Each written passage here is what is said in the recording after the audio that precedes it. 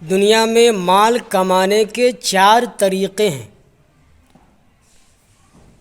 اول، پہلا بادشاہت یا ریاست حاصل کیا جائے اور اس سے مال کمایا جائے، مال حاصل کیا جائے۔ دوسرا، ملازمت، عہدہ یا وزارت وغیرہ، ان چیزوں سے مال حاصل کیا جائے۔ تیسرا، زراعت اور کاشتکاری وغیرہ، ان چیزوں سے مال حاصل کیا جائے۔ چوتھا، تجارت، دستکاری اور مزدوری وغیرہ، ان چیزوں سے، ان کاموں کو کر کر کے مال حاصل کیا جائے۔ پس جس آدمی نے بادشاہت اور ریاست کی مشغولی میں نماز نہ پڑھی ہو اور بادشاہت کی وجہ سے، ریاست کی وجہ سے نماز میں مشغول نہ ہو پایا ہو، نماز نہ پڑھا ہو، تو وہ فرعون کے ساتھ اور نمرود وغیرہ کے ساتھ دوزخ میں ڈالا جائے گا اور وہ نمرود کے ساتھ اٹھایا جائے گا۔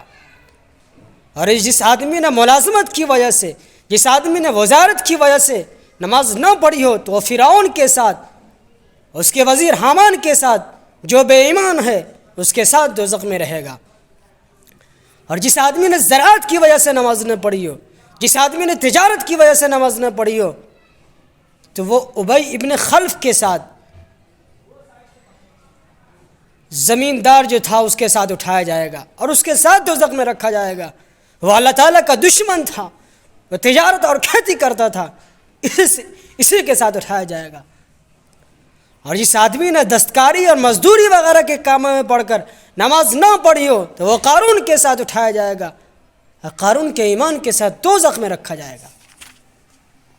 شاعر کہتا ہے، جا بجا قرآن میں اے مومنو تاکید ہے، سستی مت کرنا نمازوں میں اگر فہمید ہے۔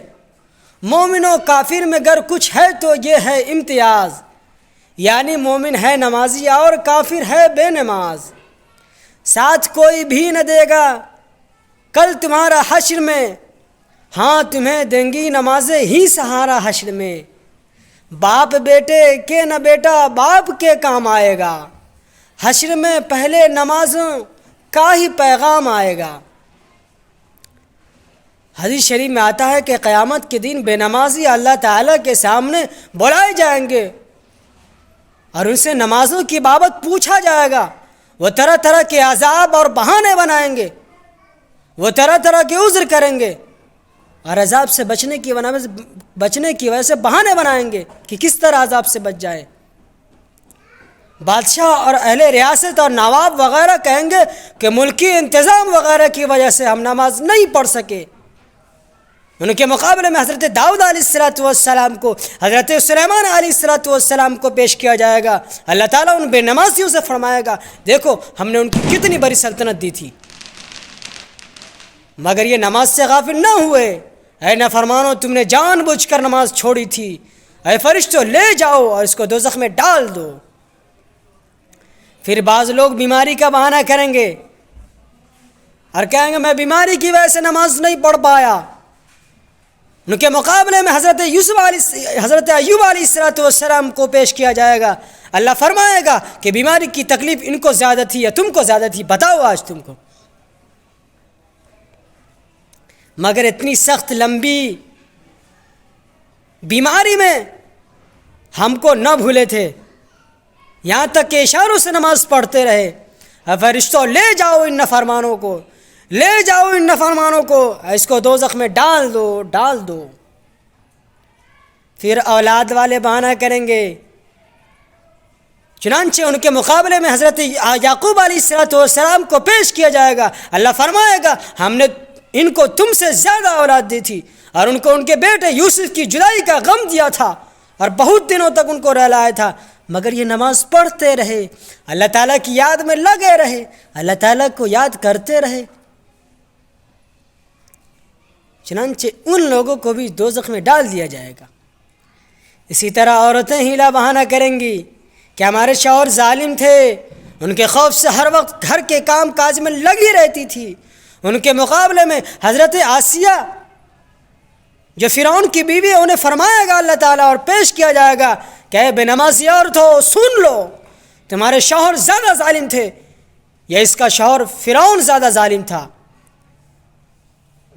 اس ہماری پیاری بندی انہیں اس کے ظلم و ستم سہے، یہاں تک کہ ہماری تابعداری میں جان دے دی اور نماز کی پابندی کرتی رہی.